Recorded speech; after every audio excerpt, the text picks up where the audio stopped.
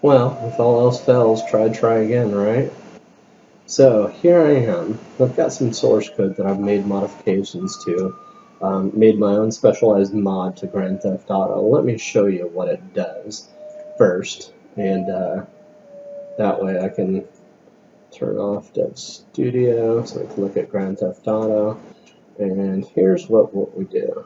So move my little debug panel, and right here you can see my face position. Watch my face.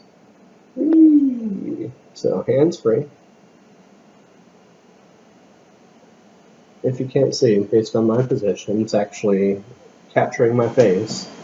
If I get closer, if I get further away, if I sit up, and if I draw back. Actually, did I do that correctly? Hold on, let me make sure that loaded.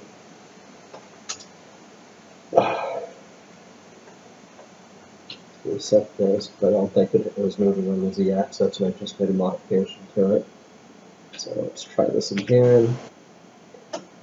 Sit up. Yeah, there we go.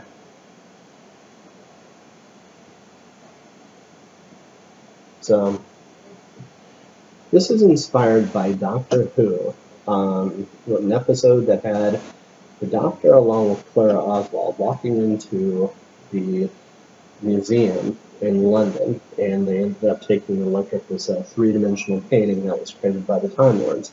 And I asked myself, how can I recreate this effect and everything? I thought it was pretty cool. So what I ended up doing was I ended up making modifications directly to Grand Theft Auto. So that game that you saw over there is Grand Theft Auto. And what I've done is I've leveraged scripthook.net to plug in and create my own script into it. I've also got code in here that's brought in from computer vision, and it lets me capture images from the camera.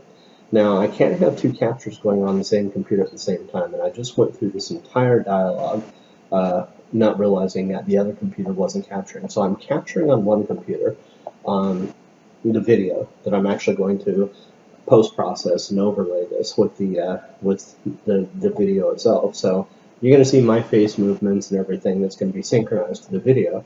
Now, if you actually saw this in real life, you'd realize that my head is moving in coordination with the positional offsets and everything, and all that is actually being tracked by the computer through computer vision.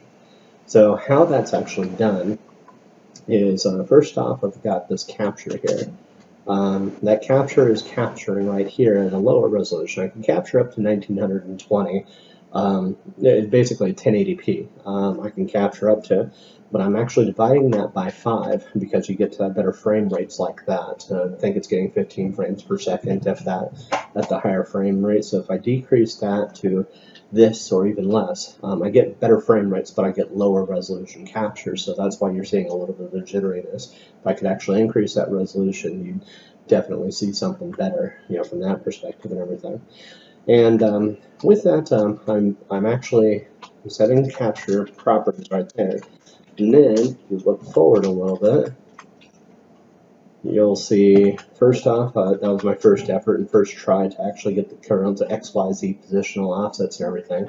And I was trying to actually make it so where I was building a parallel line to stop some of the jitteriness, and that didn't work as well as I'd hoped it would.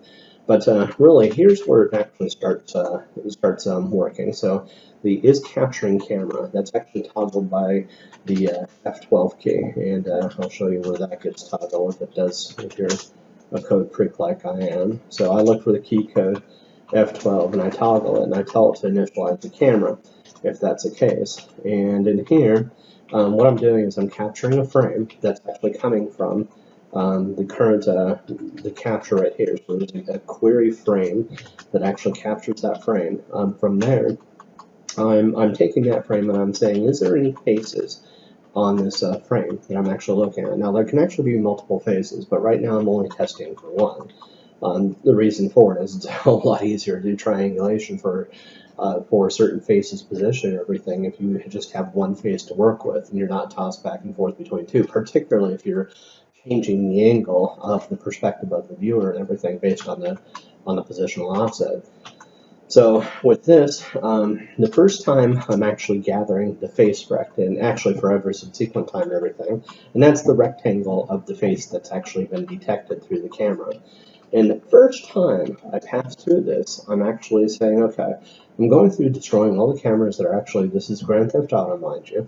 So once this has been toggled, it automatically zooms to this fixed point that I actually travel to, leveraging this other utility I have. It's called FreeCam.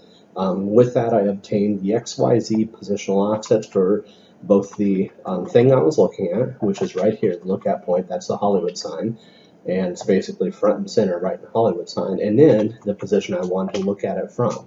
And if you can't see, you know, I've been playing with the Z a little bit to actually get a better angles and everything at it.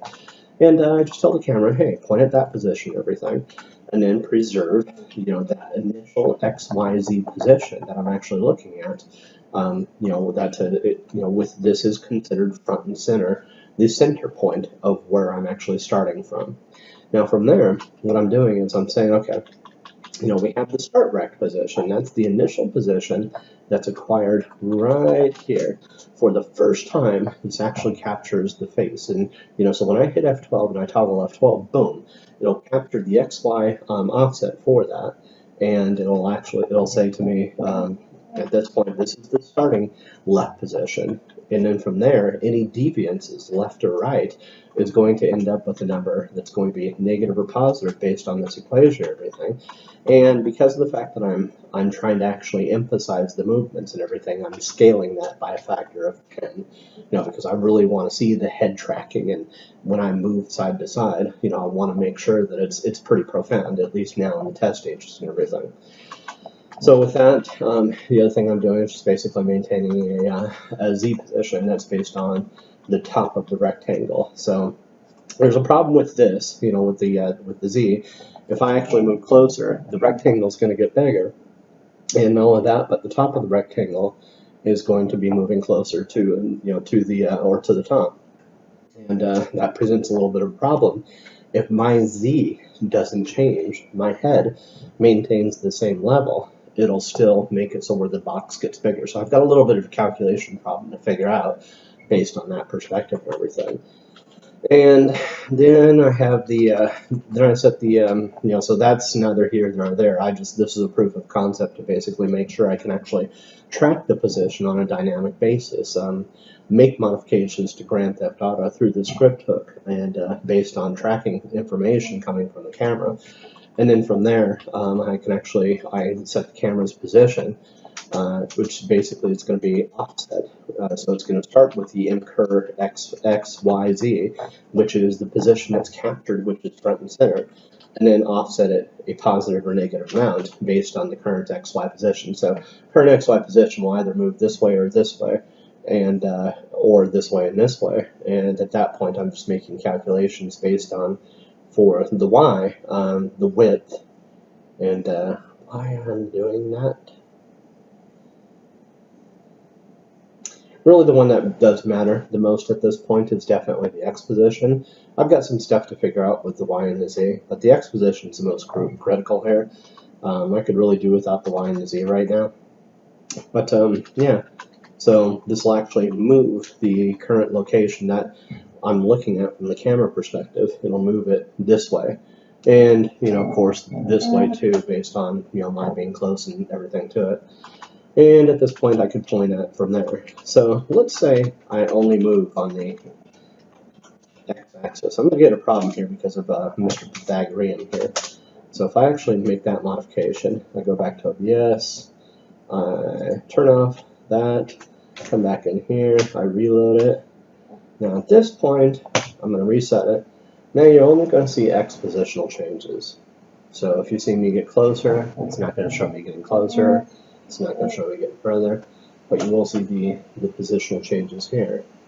So I'm going to go through and the one point right here, I'll show you real quick.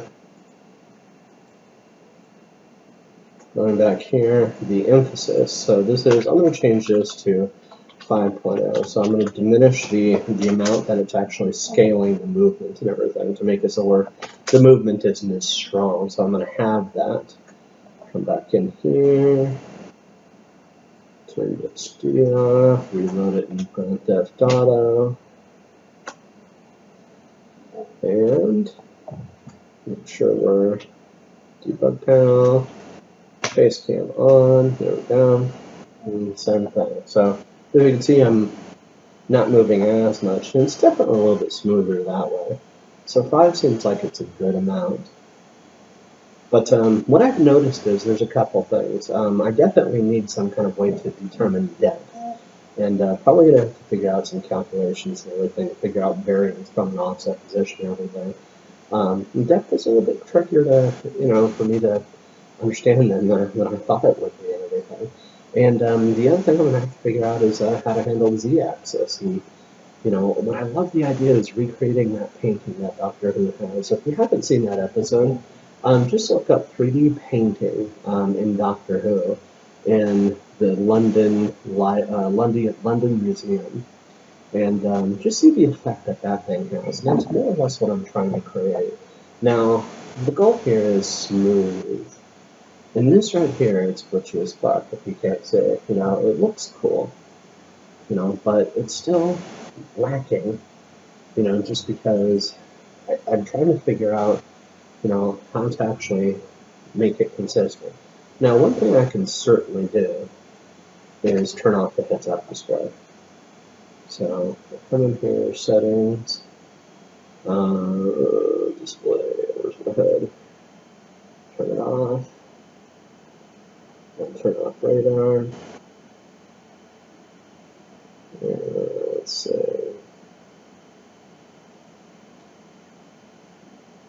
There we go. So I have no HUD at this point. And that's a little bit better without the HUD, right? But can you imagine this being big screen? That's actually what I'm imagining. Big screen. And you're looking at this, you walk by it, and it's moving like it. It's smooth though, and a whole lot smoother than this. So one other thing I thought about doing is actually making it a separate process that actually reads the frame in from the camera, putting a memory map file and letting this thing read that memory map file and just look for changes and everything on a real-time basis. That way I can do the capture and I can do it any resolution I want to. Hopefully it doesn't screw with the process as much as this does with the Grand Theft Auto. I still suspect there'll still be a hiccup and everything, but maybe not as much. And then from there, maybe I could have a little bit better resolution on the camera. And also, I've got some work with mathematics to do and everything too. My brain's getting fuzzy with some of this stuff and everything. So, anyways, I just wanted to share. So, next up, editing and splicing this together. Yay! Thank you for listening and watching.